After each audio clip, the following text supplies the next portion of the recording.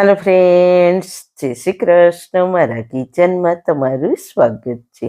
આજે આપણે બનાવીશું હેલ્ધી ટેસ્ટી બાજરીની ખીચડી.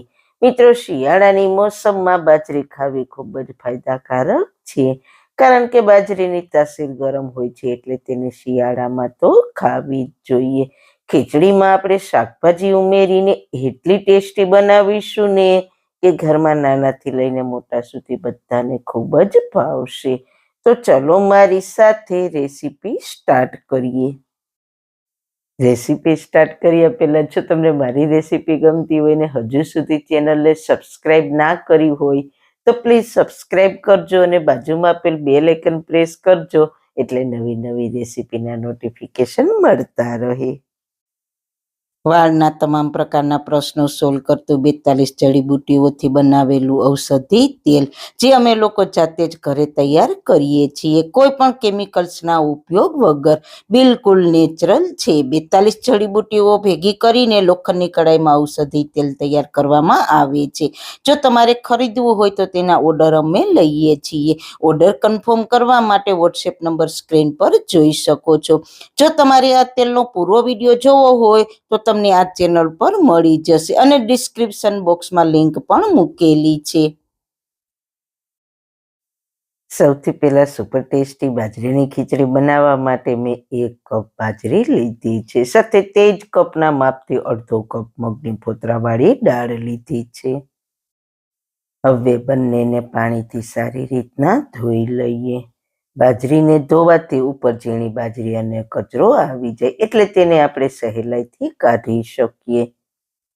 સાથે આપણે મગની દાળને એટલી ધોવાની છે કે જ્યાં સુધી તેમાંથી આવું સફેદ પાણી ક્લિયર ના થાય ત્યાં સુધી ધોવાની છે. હવે બંને વસ્તુ સારી રીતના ધોવાઈ ગઈ છે તો તેમાં રહેલું પાણી કાઢી લઈએ. હવે ધોવાઈ ગયેલી મગ દાળમાં થોડું પાણી એડ કરીને તેને થોડી વાર પલાળી દઈએ. અને હવે બાજરીના ફોતરા કાઢવા માટે આપણે તેને ચાયણીમાં લઈને આ રીતના ફેલાવી દઈએ, એટલે તે ઉપરથી થોડી કોરી થઈ જાય. બાજરીને ધોવાથી તેનો દાણો ફૂલી જાય છે અને તેને આ રીતના કોરી કરવાથી તે સારી રીતના પીસાઈને તેના ફોતરા અલગ થઈ જાય છે. 10 મિનિટમાં બાજરી ઉપરથી થોડી કોરી થઈ ગઈ છે તો તેને મિક્સર જારમાં એડ કરી દઈએ. બાજરીને મિક્સર જારમાં પીસીને પાવડર નથી કરવાનો, પણ પલ્સ ઉપર પીસશું એટલે તેમાંથી ફોતરા અલગ થઈ જશે. તો ઢાંકણ બંધ કરી દઈએ અને મિક્સરને રિવર્સ બાજુ ચાલુ બંધ કરતા જઈને તેને પીસી લઈએ. હવે ઢાંકણ ખોલીને જોઈએ તો બાજરીના દાણાના આ રીતના 2 ટુકડા થઈ ગયા છે અને તેના ફોતરા અલગ થઈ ગયા છે. તો હવે ક્રશ કરેલી બાજરીને ચારણાથી ચાળી લઈએ, એટલે તેના ફોતરા અલગ થઈ જાય. ચાળતી વખતે બાજરીને આ રીતના ઘસવાની, એટલે થોડા પણ ફોતરા રહી ગયા હોય તો તે નીકળી જાય. તમે જોઈ શકો છો બાજરી ચરાઈને ચોખ્ખી થઈ ગઈ છે અને ફોતરા બધા જ અલગ થઈ ગયા છે. હવે કુકરમાં આપણે જે કપથી બાજરી લીધી છે તે જ કપના માપથી 3 કપ પાણી ગરમ મૂકીશું. પાણી ગરમ થાય એટલે પલાળેલી મગની દાળમાંથી મેં એક્સ્ટ્રા પાણી કાઢી લીધું છે, તેને કુકરમાં એડ કરી દઈએ. સાથે બાજરીને પણ એડ કરી દઈએ અને ફટાફટ સારી રીતના મિક્સ કરી લઈએ, કારણ કે બાજરી થોડી ક્રશ કરેલી છે એટલે તેમાં ગાંઠા ના પડી જાય. હવે તેમાં અડધી ચમચી હળદર પાવડર, સ્વાદ અનુસાર મીઠું અને ખીચડી બફાયા પછી એકદમ સરસ મીણ જેવી સોફ્ટ બને તેના માટે 1 મોટી ચમચી ઘી એડ કરીશું અને બધી જ વસ્તુને સારી રીતના મિક્સ કરી લઈએ.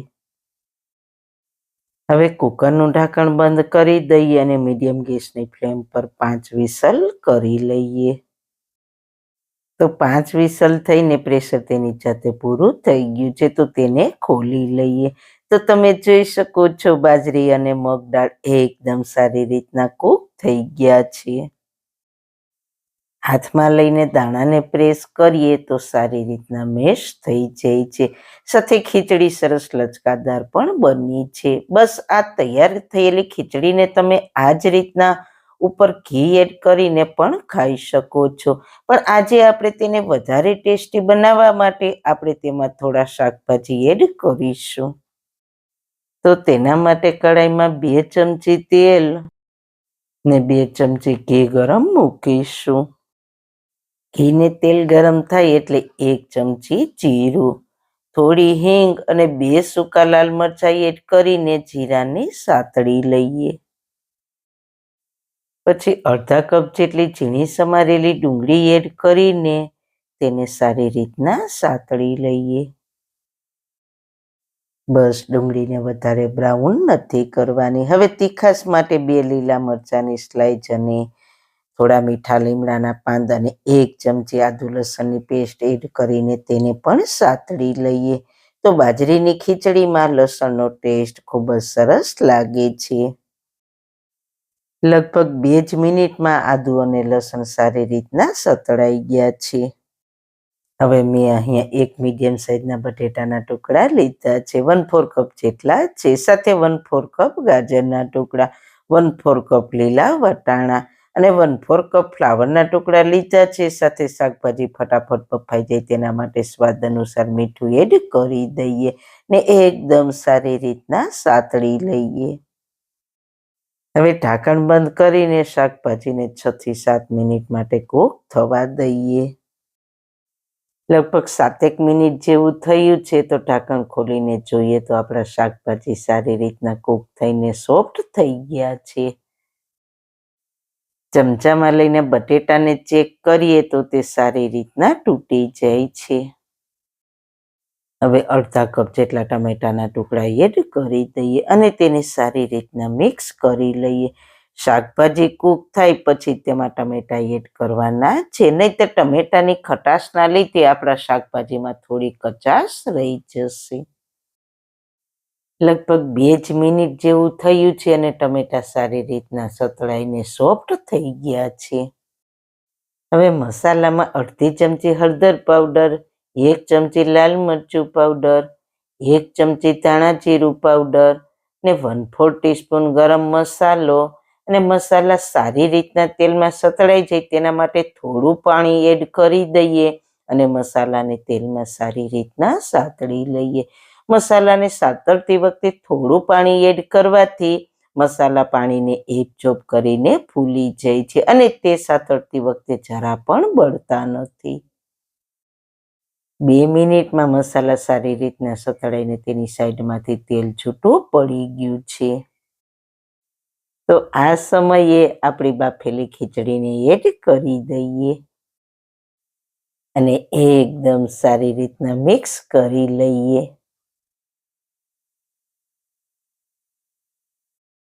હવે અડધા કપ જેટલું પાણી એડ કરીને મિક્સ કરી લઈએ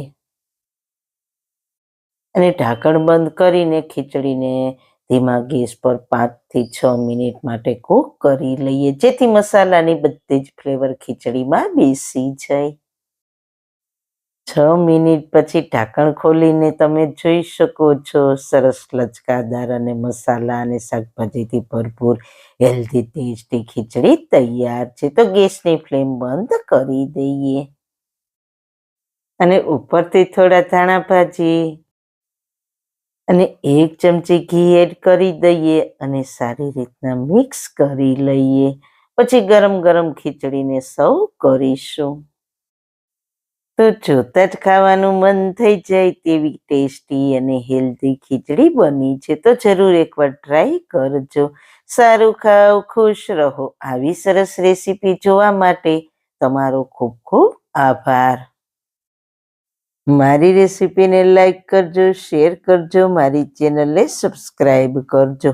ફરી મળીશું એક નવી જ રેસીપી સાથે, નવી વાતો સાથે. ત્યાં સુધી બધાને મારા જય શ્રી કૃષ્ણ.